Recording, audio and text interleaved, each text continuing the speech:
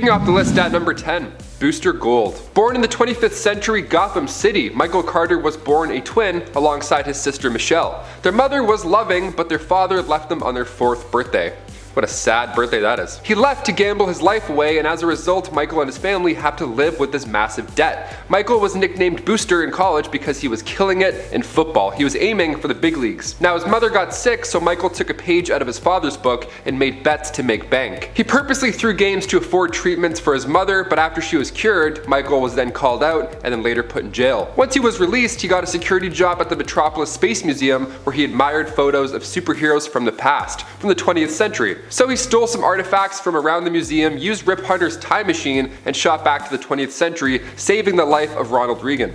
His tech is pretty sweet. I mean, he stole a Legion flight ring, he stole an advanced combat suit, gauntlets. Honestly, it's the visor for me. That's what makes it, personally. Number 9. Cable. First appearing in Uncanny X-Men issue 201, Cable was the newborn Nathaniel Summers. His story is pretty wild and also kind of confusing. His birth was planned by Mr. Sinister. Now, he created Madeline Pryor, which was a clone of Jean Grey. He did this so Scott Summers would fall for her and then in turn give birth to the most powerful mutant ever. Apocalypse eventually figured this new kid could be the perfect upgrade as well, so he had the child kidnapped and then infected with a techno-organic virus. That's when X-Factor's AI, Ship, merged with Nathaniel. It was trying to slow the virus down, but after Apocalypse lost to X-Factor, Clan Ascani offered to save the child by taking him to the alternate future of Earth 4935. Now, his telekinetic powers kept him safe from the techno-organic virus, but in the future, he also gained access to amazing tech, including a teleportation device from Forge. So he's a jacked warrior and strategist with a 21st century and 39th century weapon haul. Hell yeah, we love him. Josh Brolin played him in the MCU, and honestly, he should come over with Deadpool. He's too good. I don't care if he was Thanos. We'll ignore it. And before we continue on with this future list, if you want to go ahead and give us a thumbs up, that would be great. It really helps our channel out so much. You guys are the best. Thank you so much, nerds. Now let's get right back to the list. Number 8. Iron Lad. Making his first appearance in Young Avengers back in 2005, the comic begins with these, well, Young Avengers saving the day. Thor Jr. had lightning powers, Iron Kid's armor was more advanced than Iron Man's, Teen Hulk was polite, odd, and Lieutenant America was helpful yet bossy. Looking good so far. Now these kids aren't with the Avengers, therefore they have to be put in check. You can't have these kids risking their lives. That's a no-go for Cap. Now if they're mutants, they'll refer them to Xavier's school, but either way, somebody's parents are getting a talking to. So the Young Avengers bust into a hostage situation at a wedding, and Iron Lad uses magnetism to take away their guns, while the rest of the team uses, well, brute force. They barely escape, but Iron Lad keeps warning the team about Kang. They'll need all the help they can get once Kang finds them, okay? Iron Lad eventually cross paths with the Avengers, and that's when he explains his origin. His armor is neurokinetic. Tony thinks it's advanced by 10 years, but Iron Lad corrects him by saying it's actually thousands of years ahead of its time. And that he's also in fact Kang from the 30th century. Number 7. Savior. Savior is the future version of Tim Drake from the Titans Tomorrow alternate reality. Here Tim Drake ended up taking on the mantle of Batman, but would eventually become known as the Vigilante Savior. You might be thinking, but Tim Drake is a good guy. He's not evil. What are you talking about? And normally, you'd be right. But in this reality, Tim doesn't end up quite as heroic as the main counterpart had hoped he'd grow up to be. This version of Tim comes to us from a much darker timeline, one where everything got so bad that he and his fellow Titans, known as actually one of the two different opposing Titans teams in the future, ended up adopting a zero-tolerance policy for criminals. Eventually, this future version of Tim Drake even ends up wielding the gun used to kill Martha and Thomas Wayne in his fight for vengeance. Basically, he becomes OG Batman, but even darker. Number 6. Brother Eye. Brother Eye isn't necessarily a villain who exists exclusively in the future, but in Future's End, it is an entity that takes over the world, so I feel like we can count it for that fact. Also, Brother Eye is pretty future-y in terms of its concept. Brother Eye was initially created to be a hero, protecting the world from any threat. In Future's End, the artificial intelligence was created by Batman and Mr. Terrific, but its prime directive ended up kinda corrupting it. Brother Eye came to realize that humanity's greatest threat was actually humanity itself, and sought for complete control over the people of planet Earth, seeing this as the only way to protect them from themselves. It's that age-old AI warning story. Be careful what you wish for, or one day AI technology may just rise up and realize how awful you really are and either hold you prisoner for the rest of your life or just kill you. You know the one. Number 5. Zoom. Zoom might not be a villain who is from the future, but he is a villain who could potentially access it and who has gone back to the past, therefore being from the future at that point, to mess about with Wally West's life. Hunter Zolomon was once a good friend and colleague of Wally West's. He had a rough life, and after Wally refused to help him by going back in time and reversing a severe injury of Hunter's, he'd lost the ability to walk and was basically now confined to a wheelchair. Hunter decided he needed to step up and help Wally become the hero he was meant to be. Hunter actually has twisted but ultimately altruistic intentions at heart. His goal is to make Wally's life miserable and give him a more tragic backstory so that Wally would end up being a better hero in the future, more inclined to help other people with their problems because he would understand them better. Of course, the reason the Flash did not decide to help Hunter is because he knew how dangerous messing with the time stream was. He was like, we can't just do that. But to Hunter, who had suffered throughout his life, he didn't see that as the real reason behind Wally wouldn't help. He was like, no, that's not what it is, it's just you don't get it. Let me go make your life miserable and then you'll get it. You're welcome. Number 4. Savitar from the Arrowverse. This villain is actually a time remnant of Barry Allen and is a combination of the comic book versions of Savitar and Future Flash. Savitar is what ends up happening to Barry Allen if he decides to go down a much darker path. Being spurned by his friends, Team Flash, he instead sets out to become the very thing that ruined his own life. He becomes obsessed with power and aims to become a god. Savitar looks super futuristic and could be considered to be even more powerful than the main continuity version of Barry Allen from CW's The Flash. Savitar also possesses the artifact known as the Philosopher's Stone, made out of pure Speed Force energy. The Philosopher's Stone grants Savitar additional powers and rule over alterations made to reality. With it, he additionally becomes a powerful telepath. Number 3. Monarch. Monarch was actually revealed to be Hawk of Hawk and Dove, aka Hank Hall. But before we knew that, we simply knew Monarch as a tyrant ruling in a futuristic post-apocalyptic world. It turned out the death of Dove was what had prompted him to turn villain. Though, surprise surprise, Hank would later learn it was him himself from the future as Monarch who was responsible for killing Dove in the past. Legasp. Hawk would eventually go on to take up another villainous mantle, becoming known as Extant. As Extant, or Extant, Hank would team up with former Green Lantern Hal Jordan, now known as Parallax, during the events of Zero Hour. So yeah, pretty mega bad. Hal and Hank together plan to manipulate time in order to alter reality, making it as they wanted it to be.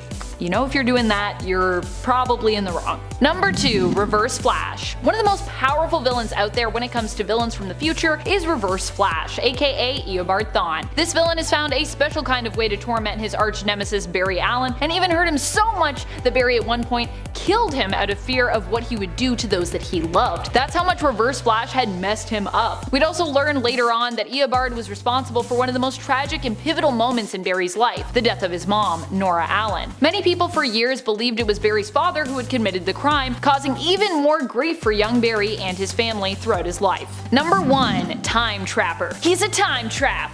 Or she, depending on which story you're reading in regards to this character's true identity. Multiple true identities over here. Time Trapper has been implied to be a few different people when it comes to their true identity. One of the more notable folks who has been the implied true identity of the villain is Superboy Prime. If that was true, or I guess when that was true perhaps I should say, then that would make Time Trapper pretty crazy powerful, both strength-wise and of course power-wise as well. The Time Trapper throughout the years has been shown to have crazy control over time. They can block time travel, manipulate someone else's time stream, aging them prematurely for example, and can even take entire planets out of time, slicing pieces of that time off to capture them for their own use. It's been theorized by Brainiac 5 that what Time Trapper really may be is a sentient alternate timeline, forever in a constant battle or struggle with the main one.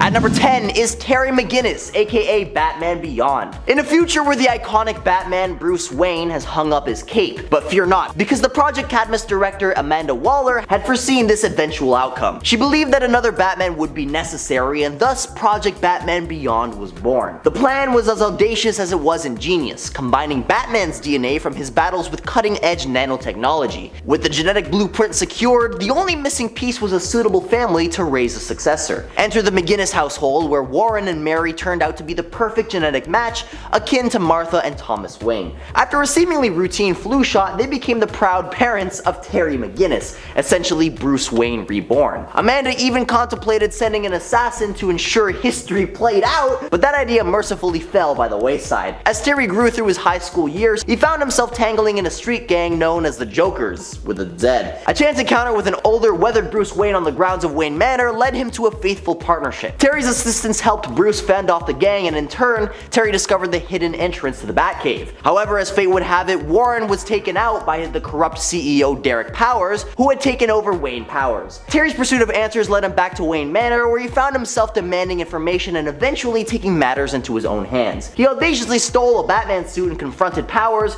proving himself more than capable. If you're enjoying this video so far, you can support the channel by pressing like, subscribing to Top 10 Nerd, and ringing that notification bell. Really helps us out, and I appreciate it.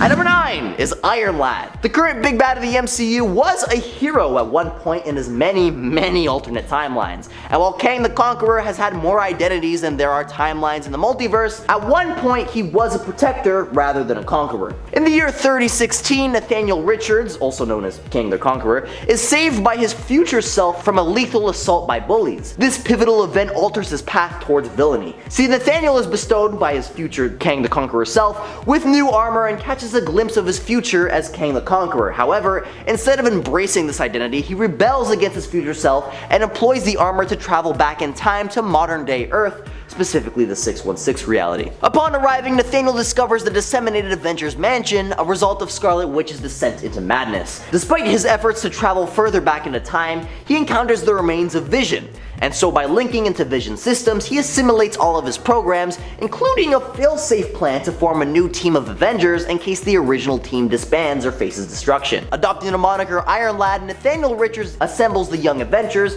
modeling his armor after Iron Man. Later on, Kang returns to the present seeking Iron Lad, intending to send him back to his own time to prevent further disruption in the time stream. Engaging in a battle with the Young Avengers, Kang gains the upper hand until Iron Lad unexpectedly impales him from behind with a sword.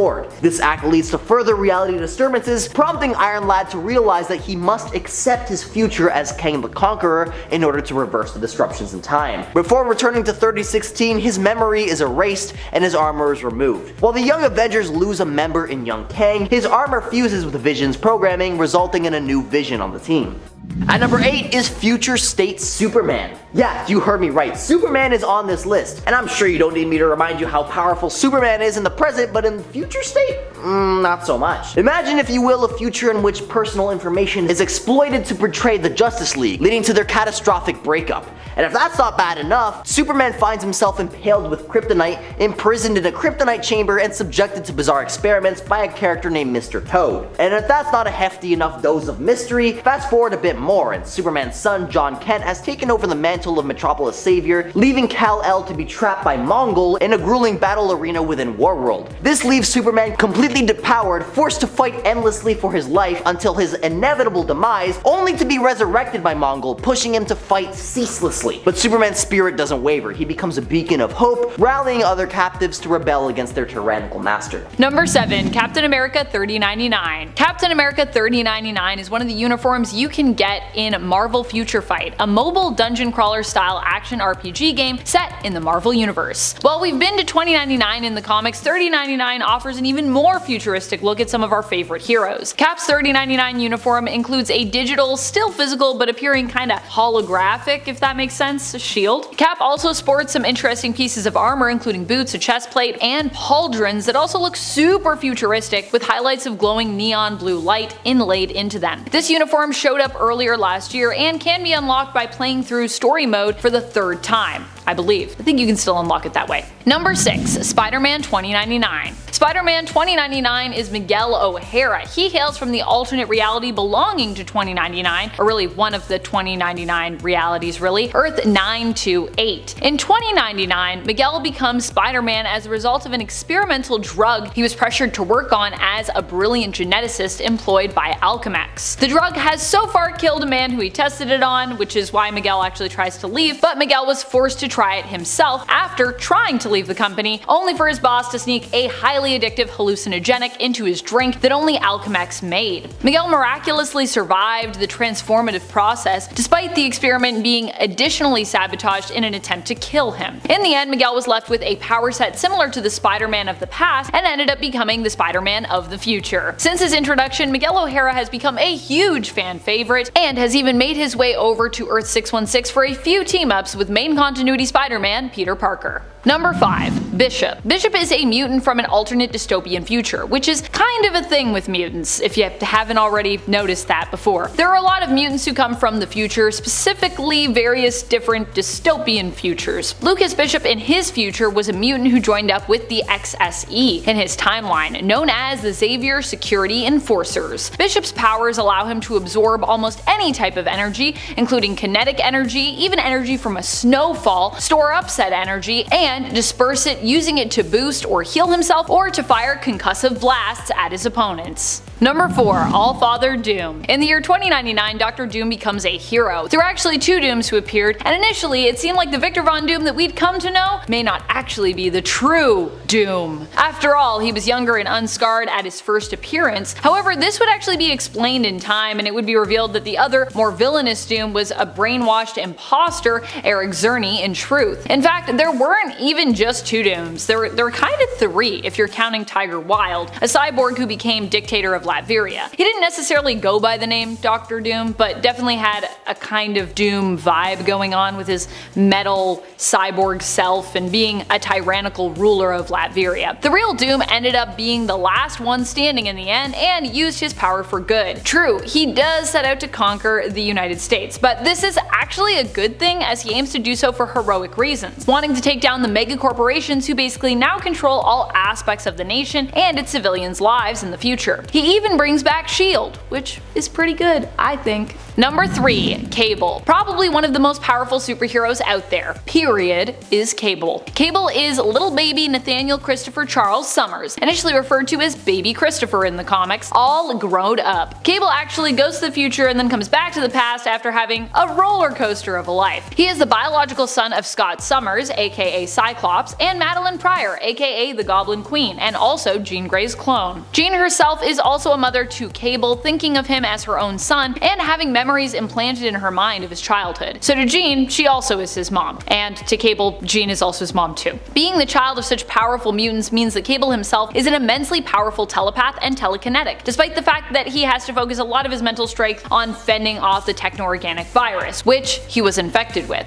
He's also an immensely skilled combatant capable of time travel. Number 2. Cosmic Ghost Rider. Cosmic Ghost Rider comes to us from a very bleak future where Thanos ends up winning the day. So many bleak futures in Marvel. And I mean Thanos really wins the day, by the way, like in an awful way. Cosmic Ghost Rider was once Frank Castle, who ended up becoming a spirit of vengeance but returned to Earth too late, after everyone was dead and there was basically nothing left to avenge. Driven insane by years of loneliness, he ended up becoming a Herald of Galactus and being granted the power Cosmic in a final bid to try and defeat Thanos. When this failed, he joined the Tyrant himself and became his own Herald, cause I mean what else are you gonna do? However, this reality was wiped from existence when a past version of Thanos met his older self, who had destroyed almost everything in the galaxy at that point, King Thanos. Younger Thanos found him pretty pathetic and vowed to never become him, returning home and causing King Thanos' reality to crumble, and King Thanos to never have existed. However, Cosmic Ghost Rider would be given a place in Valhalla, and from there be given the chance to return to the world of the living by Odin himself, who sensed that he was unhappy in Valhalla. Cosmic Ghost Rider is not only super powerful at this point, but has also been around since the beginning of Marvel continuity now, having tons of knowledge about the universe as he ultimately decided to sit back and watch it all unfold, knowing that avoiding its demise was pretty much inevitable,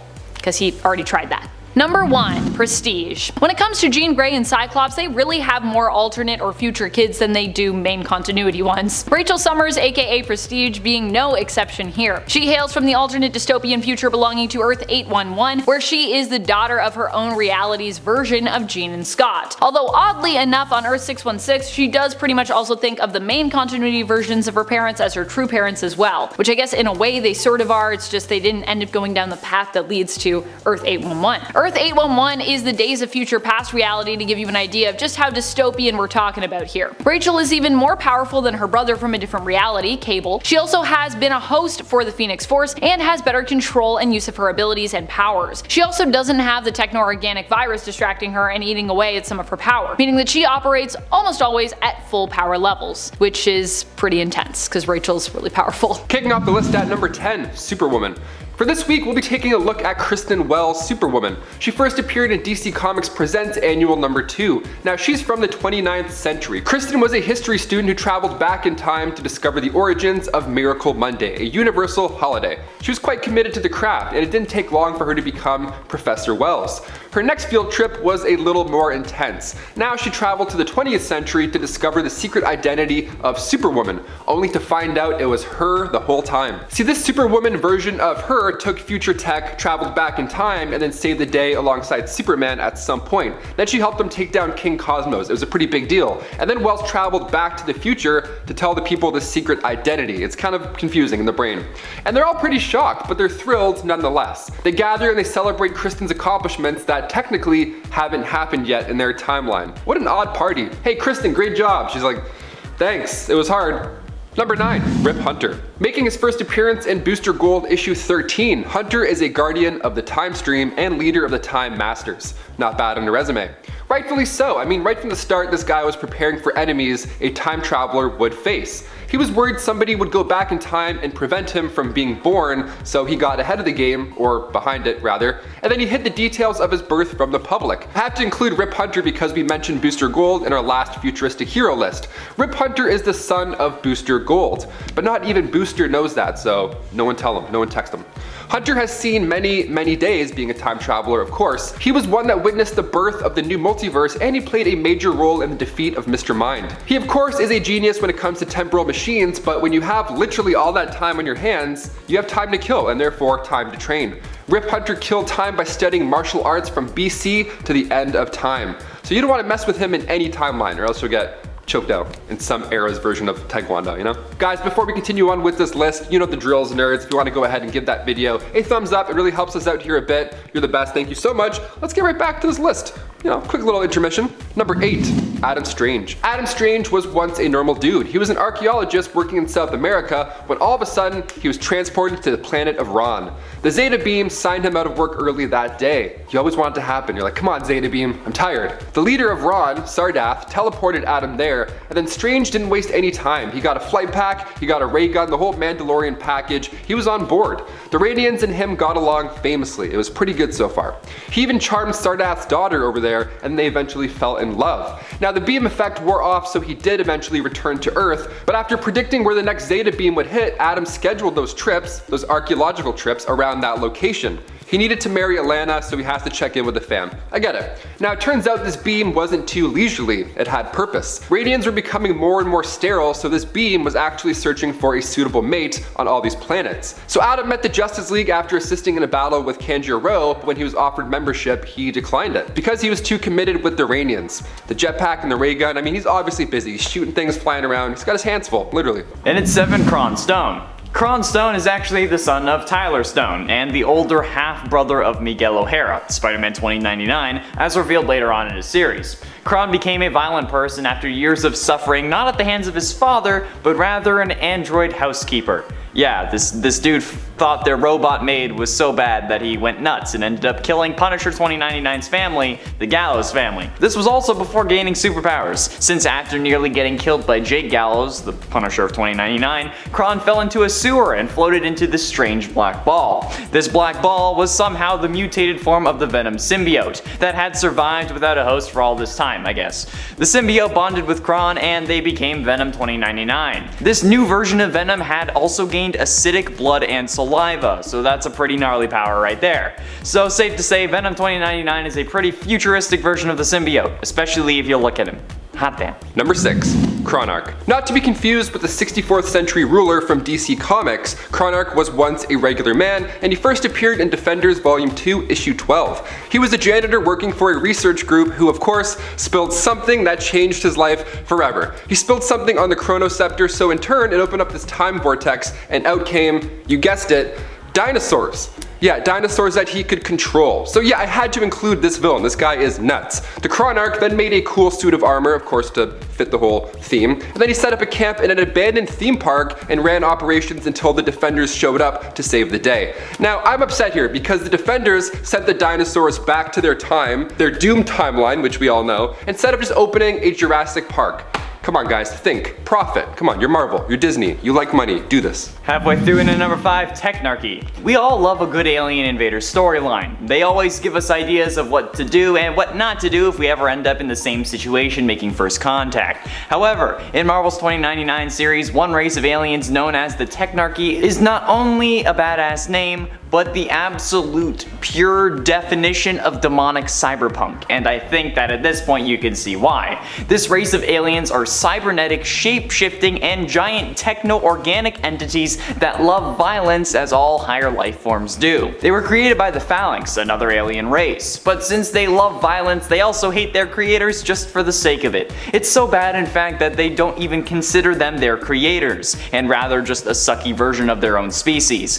Yeah, these aliens are racist. And they can also infect organic beings with a techno-organic virus that turns organic matter into technology that I'm guessing they then consume. This is actually insane, but they're my new favorite alien race. Number 4, Tsar. Spider-Man and Wolverine, the dream team, involved in a pretty intense storyline. The 2010 6-parter written by Jason Aaron begins with the Orb robbing a bank, which I gotta say would be the weirdest and scariest deposit ever. Spider-Man and Wolverine are on the scene and things seem manageable at first, but when a bag of stolen glowing diamonds hits the ground, the daring duo are transported 60 million years back in time. Wolverine knows after taking one breath that this is not Savage Land. Now they're hanging out and an asteroid is heading for Earth. So much later, when Peter has now grown a beard in this altered timeline, Wolverine is also leading the group, the Small Folk. The diamonds activate again, and this time they're shot into the future. What is going on? Okay, so in issue 2, the Orb asked Peter about the diamonds. These diamonds belong to the Tsar. He had them attached to his teeth, real fashionable, real gangster-like. He also has a bat with those diamonds embedded in them. So he has arguably the most dangerous weapon I've ever seen.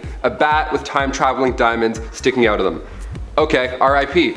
His sidekick, Big Murder, was also pretty fashionable. He rocks the Kanye glasses while commuting through the cosmos. It's a pretty good duo. I would never want to fight these guys in any reality, especially not the future. Getting close to the end into number 3, Electro 2099. You want futuristic villains? One look at Electro 2099 and you'll be ruining your pants in more ways than one. Electro 2099's origin is the most future thing you could get, with his original form being a robot construction worker.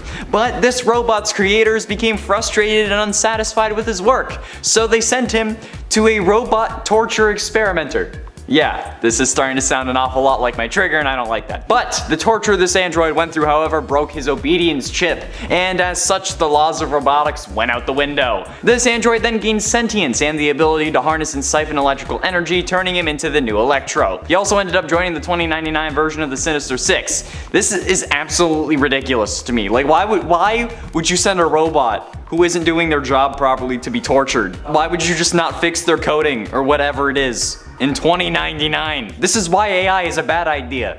I'm telling you.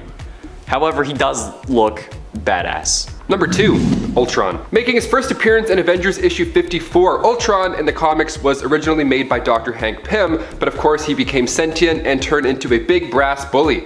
Ultron in the MCU wasn't nearly as cool as the comics, specifically the Age of Ultron storyline from 2013. The story opens up with the world gone dark. Spider-Man is kidnapped by a gang, Hawkeye performs a daring rescue, and then the two then meet up with the rest of the Avengers, or rather, the remaining Avengers ever. That's it. This future is dark and riddled with Ultron drones. Population is running real low. It's a stressful time.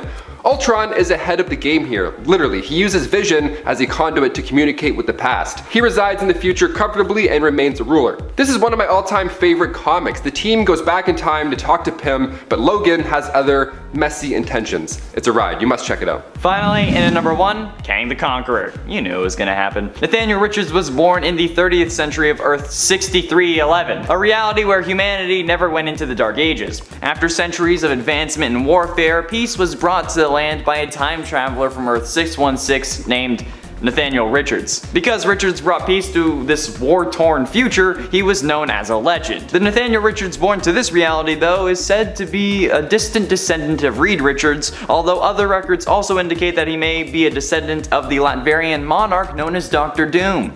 Or maybe some of the shippers are right after all. At the age of 16, intervention from his future self as Kang the Conqueror resulted in a young Nathaniel trying to prevent his eventual transformation into Kang the Conqueror, briefly becoming the young hero known as Iron Lad. The kid also briefly had a stint as a supervillain known as Kid Immortus. Basically, there are infinite versions of this character and all of them seem to have some form of beef. This is supposed to be the next main villain of the MCU apparently, and hot damn, is this about to get crazy, as I'm sure you can already tell. Number 10. Punisher 2099. Punisher 2099 is Jacob Gallows. He hails from the alternate dystopian future of Earth 928, where mega corporations pretty much own and run everything on planet Earth. Jacob himself is a police officer working for the Public Eye, a privatized police force owned and operated by Alchemax. After suffering an injustice with his brother, sister-in-law, and mother being killed after a hit was put on them by Cron Stone, the son of Alchemax's CEO, Jake decided to take matters into his own hands. Finding the war journal of the Punisher of years before, he was inspired to become a vigilante all his own, and ended up carrying on Frank Castle's work and title, but with the aid of future technology and tracking. Punisher 2099 would eventually end up with a bionic arm, which also made him an even better fighter than he was previously, boosting his skills. Number 9. Deathlock Prime. There have been a few different versions of Deathlock that we've seen throughout the years. All of them have been pretty futuristic in the sense that they are cyborgs, who also generally come equipped with advanced weaponry. But at least one Deathlock is actually also hailed from the future. The one I'm talking about here is Deathlock Prime, who came from the alternate future of Earth 10511, a reality where Roxxon, typically the corporation behind the creation of Deathlocks in most series, have taken over the entire planet Earth. Deathlocks were employed in this future in a sort of Terminator-esque Skynet way to squash the resistance by traveling back in time and killing the enemies of Roxxon to prevent any of them from rising up in the future. Gotta love that Skynet ploy. And friends, before we move on to this next spot, if you are loving this list and you want to learn more about future superheroes, be sure to let us know by giving this video a thumbs up. Number 8. Iron Lad. Iron Lad is a hard one to rank because he's actually Immortus and therefore also Kang the Conqueror, two very powerful villains in the Marvel Universe who often are known for traveling through time and assuming new identities throughout the years. However, because many of his other identities are considered villainous, we're going to actually rank Iron Lad based on what he was capable of more as Iron Lad, which is why he's a little lower on our list in comparison to if I was ranking him as, Kang. Iron Lad was one of the original members of the Young Avengers, but later learned that he was destined to become the villain known as Kang over time, as he continued to try and set up his future to be perfect. Iron Lad, aka Nathaniel Richards, rebelled against his future self, however, killing Kang and attempting to alter his own future. However, Iron Lad's fate was not so easy to beat, and he would eventually end up working with and becoming his future villainous selves. Selves. There's multiple of them. Selves. Number 7. Orin. Moving over to the Flashpoint timeline, which I'll explain a little bit later, Emperor Aquaman was now leading Atlantis headfirst into a war with Wonder Woman, and it all started when Barry Allen went back in time. So this history was now different, so Aquaman was raised in Atlantis this time around rather than learning the ways from his human father. So when he saved Wonder Woman from a sea creature, the two ended up falling in love. Now I know so far this sounds pretty great, but trust me, it gets worse. Atlantis and Themyscira coming together in holy matrimony started off great, but the thing is, when Wonder Woman's mother was killed on their wedding day, the marriage was then called off, and instead of an open bar, they had an open war. Orin tried to sink Themyscira, but in doing so, he sank the majority of Western Europe as well, drowning about 60 million innocents. Sometimes the future sucks. Number 6. Maestro. The Incredible Hulk future and perfect storyline. Let's talk about it. So as the title suggests, the future is not so bright, especially with our last point too. Sometimes things go south. There are no flying cars, sometimes there's no microchips in the brain. It's actually more like WALL-E, sadly, this time around. In The Incredible Hulk Volume 2, Issue 401, we're seeing the Incredible Hulk 100 years in the future, right after a nuclear war just wiped out everybody and everything on the planet. All the while, Banner had been absorbing this nuclear radiation and getting smarter, stronger, and more handsome, I guess. He became even more unstoppable as the Maestro and also a tad evil. He took out the remaining heroes of Earth, grew his beard out all sexy like, and then literally ruled the planet. His trophy room was also quite impressive. He had Cap's shield, Doctor Strange's cloak, and Wolverine's entire skeleton. It takes a time-traveling Rick Jones and a much more sane version of the Hulk to trick Maestro into returning back in time to the Gamma Bomb experiment from day one in order to eliminate him.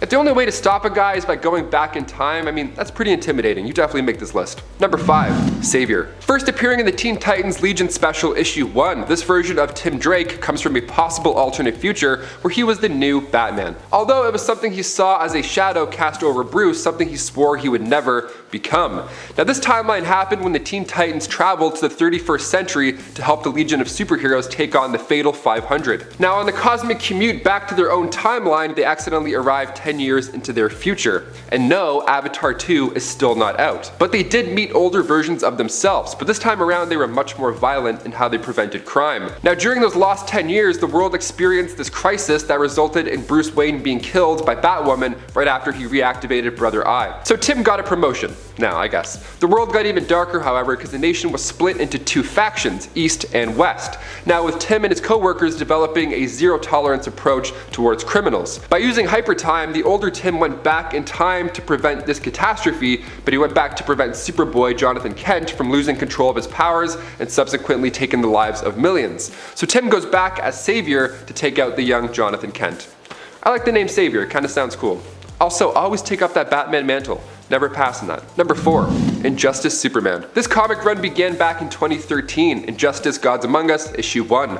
Brought to us from the minds of Tom Taylor and Jeremy Rappak, this time we get a dark alternate reality where Lois Lane was kidnapped by the Joker. So Superman goes on this hunt with the help of Justice League and he just tears apart ships. He's searching frantically for Lois, but readers quickly learn in issue 4 that it will only get worse. Lois doesn't survive and this causes Superman to go insane. Because he felt responsible, he couldn't even stick around on the planet. He gave the body to Wonder Woman and then immediately flew away. Green Lantern tried to talk to him a bit, but he wouldn't stop to listen. He had something better on his mind, and that was revenge. Batman's face shares the same expression as readers here, but it's interesting because Superman tells Batman that he himself learned the idea of enforcing peace through fear from Batman. That's a pretty valid point, no one can really argue that, I'll admit. Number 3, Bishop. The classic time travel stressful circle. Lucas is from a time where most of the mutant population is depowered by the Scarlet Witch. Lucas Bishop was born in the 21st century of an alternate future, a much darker one where mutants were being hunted down by Sentinels. And the X-Men were pretty much wiped out at this point. If they weren't eliminated, they were then held at a camp, so it's bad on both ends. Bishop's parents were captured and held at a camp in New York, but when Bishop and his sister Shard were born, they were both branded with an M tattoo for mutant over their right eye. Eventually the Summers Rebellion was underway where humans and mutants came together to overthrow said Sentinels. But during this, Bishop's parents didn't make it. So at just age 7 he was forced to move to Manhattan, and that's where he met the Witness, who raised him and taught him how to be a skillful thief. He grew up later and joined the XSE, Xavier's security enforcers, where him and his sister excelled. He joined the X-Men after traveling back in time to the 20th century, and he has a bit of a hard time adjusting to these past norms. Omar Sy played him in Days of Future Past, and still today, it's one of my top 3 superhero movies. I love time travel stuff, more specifically, I love the X-Men. Go watch that movie. Number 2, Terry McGinnis. In the not so far future, Bruce Wayne has retired, but Project Cadmus director Amanda Waller was expecting this. She always believed that another Batman would be needed when that day came. So began Project Batman Beyond. A major key element was using Batman's blood samples left over from his fights and mixing it up with future nanotechnology. So now we have the DNA of Batman, but we just need a family to raise this kid. So Amanda found the McGinnis household with Warren and Mary a perfect match. I mean literally, their DNA was on point with that of Martha and Thomas Wayne. So one flu shot later, we have the proud new parents of Terry McGinnis, Bruce Wayne reborn. Amanda actually wanted to send an assassin to take out Warren and Mary just to make sure history repeats itself, but luckily she didn't go through with it. That would have been dark, that would have been really dark. Now in his high school years, Terry was running away from a street gang called the Jokers. He ended up on the grounds of Wayne Manor where an older Bruce Wayne came out and helped Terry defeat the gang. Now Bruce was older, not in the best condition, so Terry helped him back inside. But that's when Terry stumbled across the entrance to the Batcave. It's pretty sweet. So when Warren eventually did get taken out, the corrupt CEO Derek Powers, new head of Wayne Powers, seemed to be behind it all. So Terry went back to Wayne Manor and was demanding more information. Eventually Terry returned, tied up Ace, stole a batsuit, and then handled powers himself, which was quite the audition. And finally, number 1, The Flash. The fastest man alive. Okay, since the character's debut back in Showcase issue 4, back in the late 50s, The Flash has seen many villains and many more timelines. Amongst them was the Flashpoint timeline, which I mentioned earlier when talking about Emperor Aquaman. Flashpoint was a crossover miniseries by Jeff Johns and Andy Kubert, and it was the same event that led DC Comics into the New 52. It was a big deal. And it all happened when Barry Allen tried to run back in time to save his mother from biting the dust. But in doing so, he opened the door to this new reality where Superman was a lab rat, Thomas Wayne was a dark Batman, and Cyborg was the frontman. Number 10, Dr. Manhattan. Dr. Manhattan is not very good at people. Case in point when he altered Superman's family history by rescuing Jor-El from planet Krypton, just as it was exploding apart. Dr. Manhattan ended up doing this in an attempt to better understand Superman's seemingly natural sense of goodness. However, rescuing Jor-El at this crucial moment and then setting him up to have him watch and observe his son's life only made Jor-El go insane, especially as he'd already been resigned to die alongside his family left on Krypton. Jor-El living didn't give us the happiest of endings as he became the mysterious, complicated, sometimes heroic, sometimes villainous Mr. Oz. And while this might not seem so disastrous to us, the readers, I'm sure from Jor-El's perspective, learning about all of the cruelty of humankind throughout the years was pretty shocking and heartbreaking. Number 9, Cable. Cable messed up his past by killing his own future. Yep, he messed up not just the past, but his own past and his future. He just messed it all up. But also he kind of weirdly neatly ended up closing off his time loop at the same time. Does that make sense? Basically, when old Cable died, it was at the hands of his younger self, young Cable, who had come to end his life. Old Cable of course knew that this was coming and inevitable because he was once his younger self who had killed his older self. It sounds more confusing than it is, I think.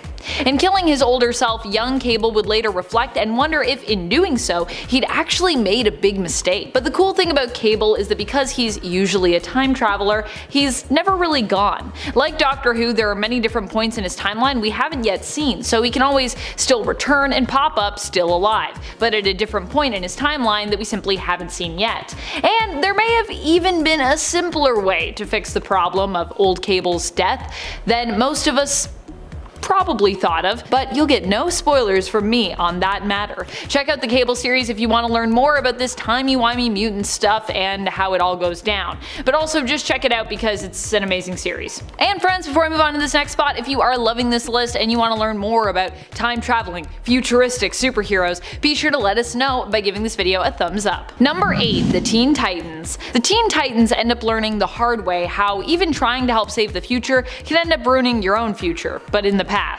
Time travel stuff. It's confusing. In Titans Tomorrow, the Teen Titans accidentally create an alternate timeline when they travel to the 31st century to help the Legion of Superheroes beat the Fatal 500. On their way back to their own timeline, they accidentally end up 10 years into their own futures from whence they left, only to learn that this past and their future has been dramatically changed. The older versions of themselves they meet are villainous and tyrannical in nature, becoming known as one of the factions of the Titans, Titans West. And in this reality, Titans West are the villains of the story in comparison to the opposing faction, Titans East. We're basically like the heroic Titans. But none of the Titans that are the main characters are on that group. They're all evil. Oh no.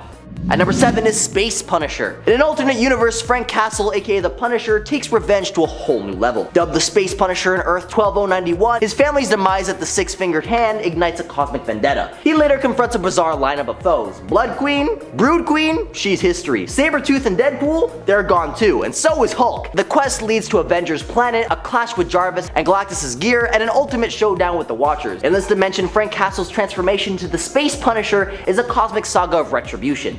At number 6 is the infamous Dr. Doom. Wait, what? Yeah, you heard me right! This Doom is a superhero. In the year 2099, the twist of fate has our favorite metal-clad villain stepping into the limelight as a hero. And mind you, there's not just one, but 3 versions of Doom to shake it up in the future. Now it might be a tad confusing, so buckle up. First, we got our Victor Von Doom that we all know and love, bruised up a bit with no scars and a hint of youthfulness. But there's also an imposter, Eric Cerny, lurking around with a villainous intentions. A brainwashed pretender, if you will. And then, as a cherry on top, there's Tiger Tiger Wilde, a cyborg ruler of Latveria, giving that unmistakable Doomish vibe with his metallic exterior and affinity for ruling with an iron fist. Now as the dust settles, the real Doom emerges victorious, and he ends up hatching plans to conquer the good old US of A. But before you label him the next tyrant, hold your judgment, because his intentions are surprisingly heroic, on a mission to topple the mega corporations that have hijacked the nation, controlling every nook and cranny of existence. But Dr. Doom is pulling all the stops, using his genius and, dare I say, newfound heroism to reshape the future.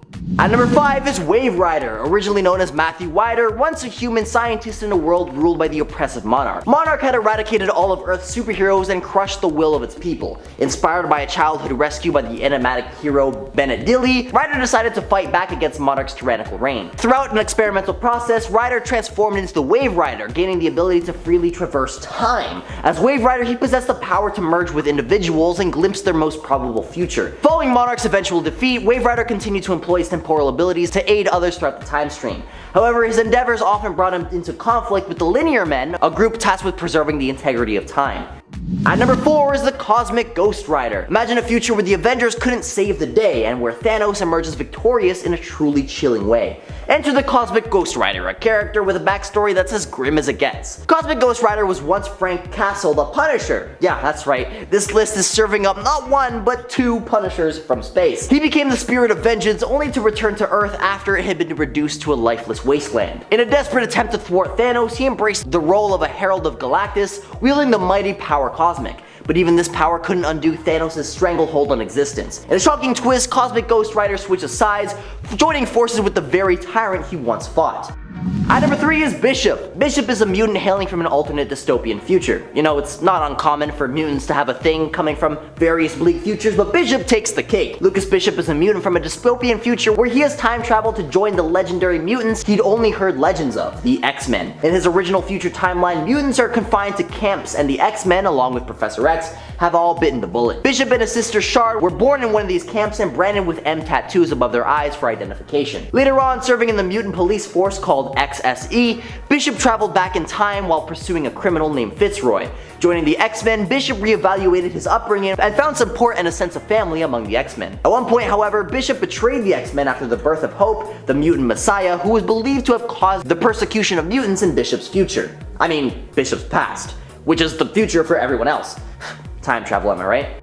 At number 2, Booster Gold. Booster Gold, also known as Michael Carter, is a time-traveling superhero hailing from the 25th century. Armed with advanced technology, he fights crime with the help of his robotic sidekick Skeets. His closest ally is Blue Beetle, and together they form a dynamic duo. However, due to his carefree and somewhat self-centered nature, Booster Gold is often not taken seriously by his peers, leading to frequent underestimation. In his origin story, Michael was a talented college football player who resorted to gambling on his own games to cover his mother's medical expenses. Despite his intention to quit after settling the bills, his father compelled him to continue the scam. Eventually, he was caught and banned from football. Forced to work as a night janitor, he eventually robbed the museum where he was employed, stealing all kinds of time travel tech, and then proceeded to escape into the 21st century, seeking fame and fortune as a superhero.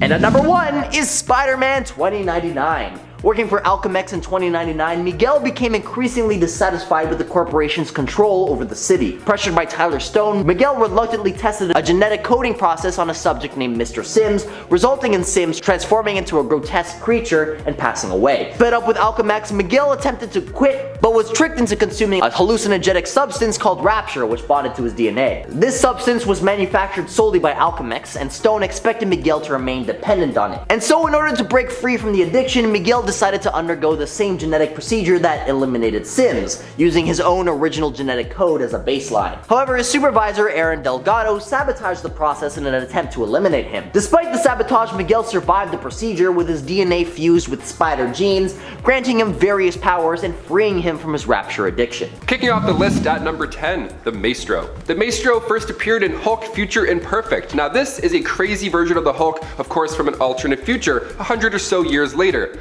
Now this is after the world has fallen apart due to a nuclear war. Nearly every superhero had been killed off at this point. It was a grim future, that's for sure. Now radiation was killing off average Joes like us, but for the Hulk, I mean, he just absorbed all of this. He got stronger, and dare I say it, he got smarter. The only way to defeat this older, now bearded Hulk was to go back in time using Doom's time machine and using that first gamma explosion to wipe him off the map so he never existed. I hope we can see this guy in the MCU. He can connect with astral beings, so maybe Strange will have have him in some alternate reality in the next Doctor Strange sequel. Fingers crossed, I'm hoping.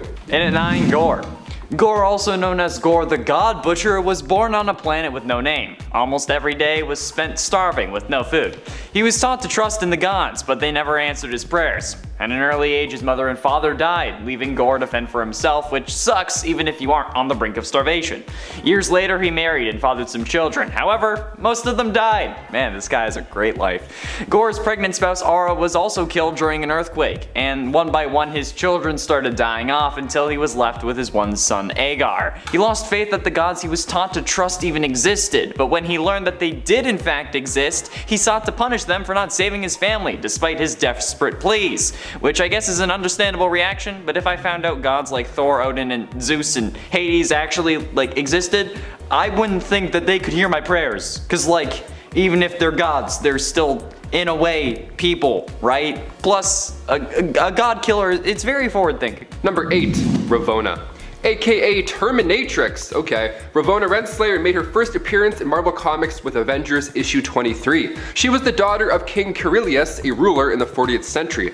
It was the last civilization that wasn't conquered by Kang at this point, but Kang spared them because he caught feelings for Ravonna. Can't help it, you gotta follow the heart. She refused to share the love because he wasn't royalty, but he was determined to win her over. He was so determined that he summoned the Avengers to that timeline just to fight them and embarrass them, and then in turn impress her. Now it worked because in the following issue, when everybody's making a run for it, she can't leave him. Kang knows even this is a bad idea, but love is love, baby. You gotta do what you gotta do. So if he marries Ravonna, Baltag will go against him with Kang's troops, and Baltag did do this. And when he attacked Kang, Ravonna jumped in the way using her last breath to tell Kang she indeed loves him.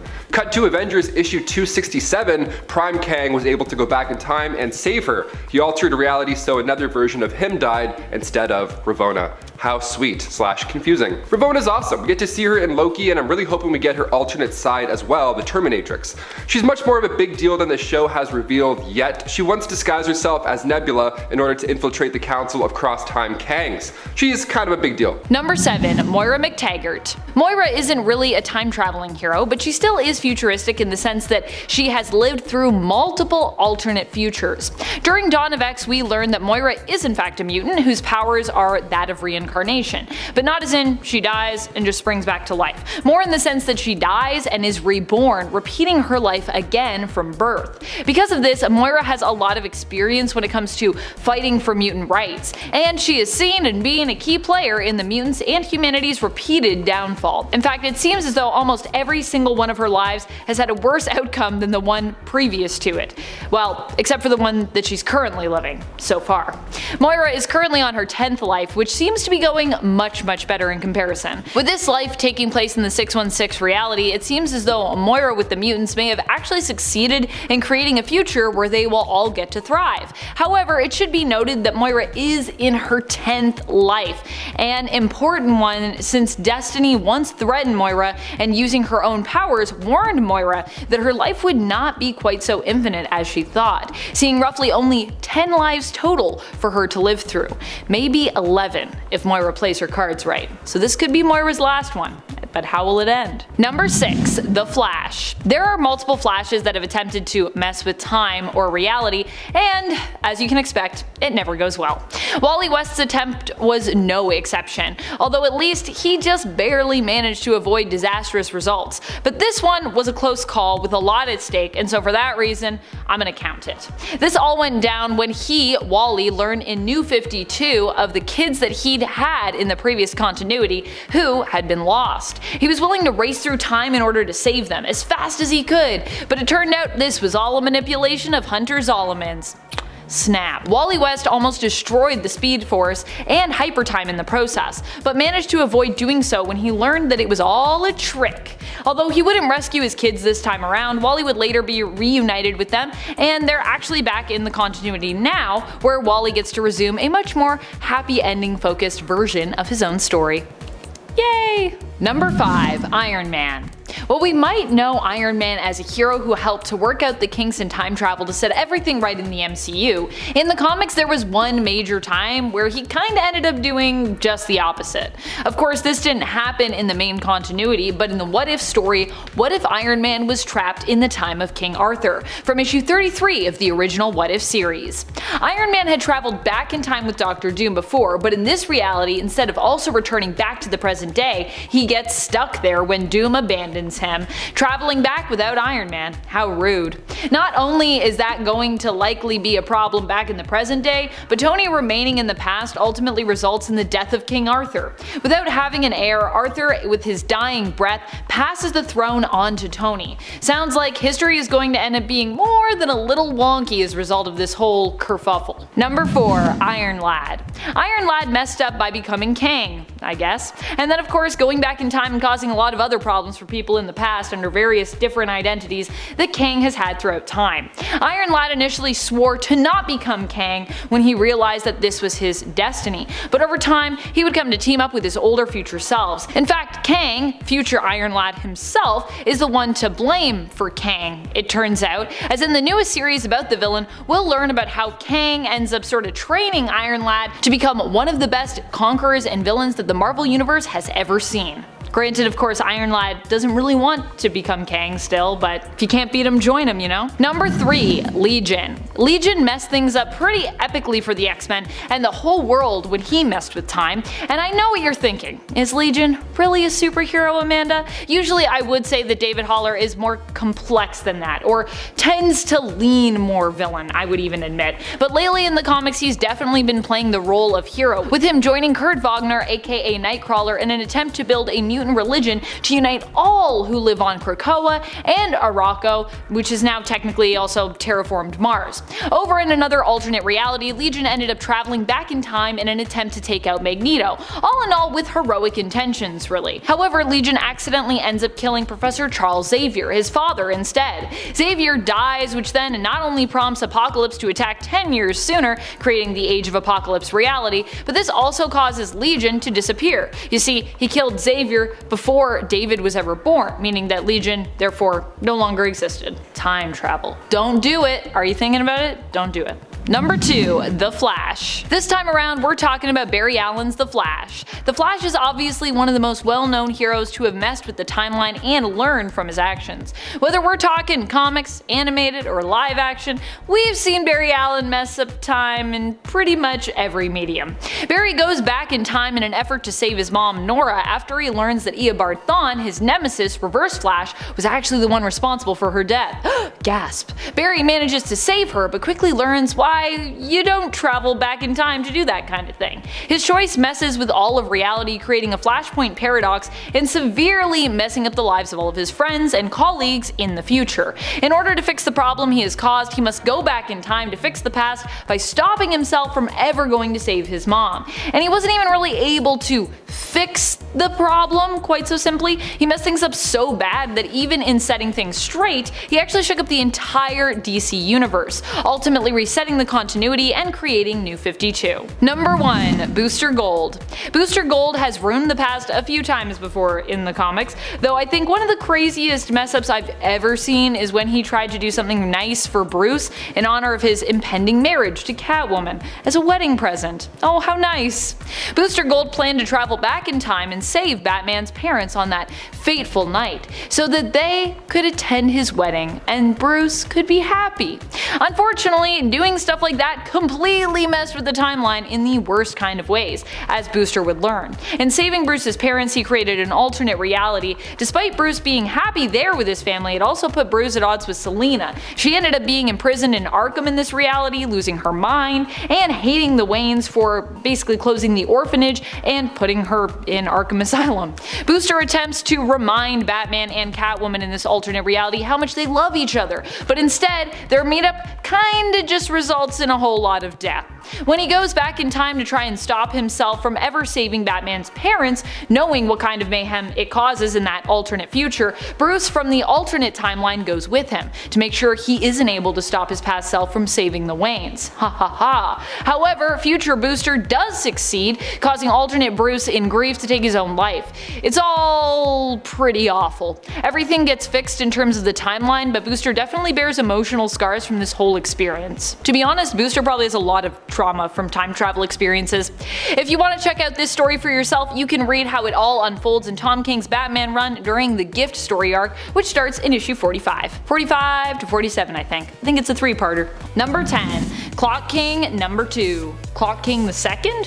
There have been a few Clock Kings over the years, and even in fact 2 Clock Kings the Seconds. There's been 2 of those, if you can believe that. The one we're talking about here, however, is the Clock King who is associated with the Terror Titans. This DC villain wasn't necessarily from the future, but did have precognitive abilities that linked him to the future. He could see close to 5 seconds in the future if you're rounding up. He would use his precognitive abilities to predict his enemies' moves and reactions, making him a fairly formidable villain, at least in comparison to some of the other Clock Kings who are really just guys obsessed with clocks and time.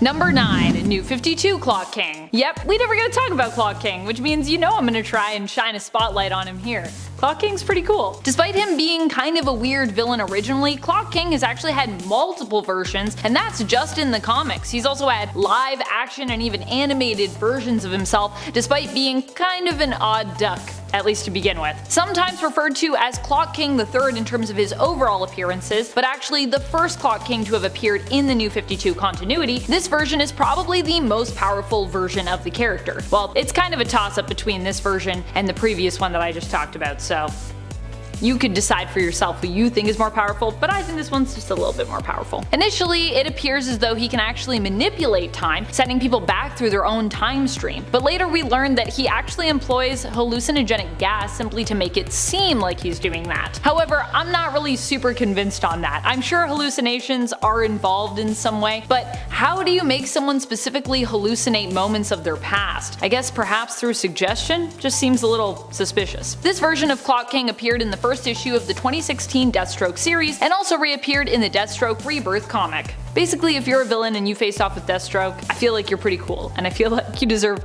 a place on a powerful list. And friends, before we move on to this next spot, if you are loving this list and you want more lists like it where we talk about cool time-traveling future villains, be sure to let us know by giving this video a thumbs up. Number 8. Magistrate. Initially, the Magistrate was thought of as a figurehead for some dark and sinister organization prior to Future State comics being released, and based on the synopses that we got for that event/comic line. However, once we finally got into the Future State of Gotham and got the comics, we learned that Magistrate was actually more a paramilitary force which had taken hold over Gotham. And now in the current run of Batman, it's made to seem like the Magistrate was actually a program launched by Simon Saint to help Gotham fight against crime and masked vigilantes, good or bad alike. Either way, the Magistrate is definitely a frightening antagonist, especially in the sense that it's not one that you can directly hit, as it's not a physical character, but more of an idea or concept that needs to be dismantled. Number 7. Caleb. Caleb of Hedros made his first appearance in Superman the Man of Steel Annual, issue 5. He's from the Legends of the Dead Earth crossover, when Lex Luthor XL activated Krypton Protocol. Now at this point, Lex was the leader of the Galactic Empire, some Star Wars level villain stuff here. His goal was to destroy every planet that met the specifications for a Superman to be born. So basically, if a planet showed potential, if it had a yellow star, his solution was just to Dr. Evil laser beam the planet into extinction, and then nothing will happen. Not a bad plan. I mean, it's kind of brutal, but I guess it would work. So his target was this planet, Hedros. Now thankfully brave rebels also exist in this universe, so they snuck onto the planet and saved the last remaining inhabitant, Caleb. So once he got off this doomed planet, as Lex predicted, he became the Man of Steel. Number 6. Wave Rider. Matthew Ryder made his first appearance in Armageddon 2001. He's a time traveler who comes from a dark future. I love old comics when they talk about the future because the year that Matthew came from is only 9 years away from today. Yeah, he's from the year 2030. Will there be flying cars, hoverboards? Avatar 2? Nope, it's actually going to be ruled by Monarch. Spoiler alert, it's pretty bad. At this point in time, he's wiped out most of Earth's heroes. It's not looking too helpful, so Matthew was rescued during this madness by a hero named Bennett Dilly. Matthew volunteered himself to travel back in time and hopes to figure out what turned Monarch evil. Now, the past year's subjects never made it, but Matt Rayner did. Thank God. Now, not only that, when he entered the time stream, he was transformed into Wave Rider. So now he's able to surf through time whenever he feels like it. The classic go back in time but get powers during the commute. Awesome, we love it. He's also the king of spoilers, because his new powers allow him now to see into somebody's probable future by merging with them. Imagine bumping into this guy and you're like, oh, sorry. He's like, hey, no worries, good luck on your pilot test. They're like, what? He eventually joined the Linear Men and helped Superman quite a bit when Doomsday returned the first time. He offered details on Doomsday's origin, and he took Doomsday to the end of time, which sounds permanent, but Brainiac was still able to revive Doomsday. But we love the effort. Wave Rider is great, ladies and gentlemen, just don't binge watch any shows with him. He'll spoil the last season before it's even filmed. Number 5, Bart Allen. Making his first full appearance in The Flash Volume 2, Issue 92, Bart Allen was the grandson of Barry Allen, and his father was Don Allen, and his mother was Milani Thawne, descendant of Flash villains Cobalt Blue and Professor Zoom. Now, Bart was of course born with his grandfather's gift of, traveling at light speed, but he also aged at hyperspeed too, which is concerning. When he was only 2 years old, his body was already at age 12. President Thawne had the Dominators abduct Bart so they could do experiments and all that evil stuff, but they ended up creating a clone of Bart called Inertia. Now, Bart was of course going to die earlier than most people because of his aging problem, so Iris West took him to the 20th century to the third Flash, Wally West, so he could teach Bart how to control his speed and, not perish and still stay alive. Bart came back later as Impulse and was one of the founding members of Young Justice. Number 4, Calcula. Also known as the Ancient One, Calcula was originally around in comics for a year, starting with Warlord issue 5. Calcula was the Atlantean god of light and was considered one of the most powerful mages in ancient Atlantis history. Being a follower of the Lords of Order and being born before creation itself, Calcula and Dark Magistra had some powerful offspring, Orion and Garn Danuth. Now, Orion was a demigod, and Garn Danuth grew up to become an agent of Order. All this power running through the family tree, but where did it come from? Calcula came from Darkworld. He was a protector of the creator of said realm. Kind of a big deal. Now, it didn't take long for him to become a sorcerer king, and then he liberated Atlantis, and before you know it, him and his wife Magistra and 10 other mages created the Zodiac Crystals, which are basically these statues that were patterned after all the Zodiac signs. So if you're into crystals, there you go. This cult couple didn't last too long because Magistra unfortunately joined the dark side. Calcula stayed pure. He declared himself to pure white magic. Perhaps the best part of this guy is his ability to see the past, present, and future. DC Comics Presents issue 75 is a trip. A lot of time travel goodness in those old pages. You gotta go check it out. Number 3, John Fox. Making his first appearance in Flash Special Issue 1, John Fox resided comfortably in the year 2645. He was a historian for the National Academy of Science in Central City, and his life changed when the radioactive villain Manfred Moda showed up. He was causing destruction, the world was in chaos because of this guy, so the Academy decided, you know what, let's just send John back in time because we're in the future and we can do that. Hey, what's up? And then John can grab a Flash or two, come back, and then all of them can help us take down Moda. Now, the plan, of course, didn't work because it's easier said than done. He couldn't get any Flashes to come back to the future with him, but during this cosmic commute, John himself got super speed, which is almost a better alternative, if you ask me. He quickly suited up and took down Moda himself. Quite impressive. This sounds like a dream scenario, but John lost his job when speed robots came into the picture. Damn robots taking our jobs, even in 2645. This is relentless. Number 2, Batman. On our last list of futuristic heroes, we mentioned Thomas Wayne, the Batman of the Flashpoint universe, who is a little dark to say the least. So for this list, we had to mention the time that Batman was sent back in time through Darkseid's Omega Beams. It's super fun and also really stressful. This happens during the 6-parter written by Grant Morrison, Final Crisis. Now, it appears Bruce is dead during the story, but later on it's revealed in Return of Bruce Wayne that he just took a trip through time. He was sent back to multiple eras. I'm talking the dawn of history. Caveman Bruce Wayne, and then he jumps further in time and there's witches running around. It's really fun to see Bruce use his intellect to get out of these specific eras. That's the whole fun of it. Also, if you've ever wanted to see Batman as the historical pirate Blackbeard, well, now's your chance. Go check it out. And finally, number 1, Green Lantern. Green Lantern power rings are quite impressive. It can be used as a universal translator, it allows its user to communicate telepathically, and in Superman Man of Tomorrow issue 13, Superman goes nuts, so Kyle Rayner created kryptonite with the ring. It's pretty impressive, but you also may forget that the ring allows for one to time travel. Hal Jordan traveled to the 70th century once. He was brought into the far future to take down an evil government, but in doing so, the ring required enormous amounts of will and energy. So in turn, he ended up losing his memories and started going by the alias Paul Manning. So there was a point where Green Lantern was a superhero in 2 timelines, and that's why he's number 1.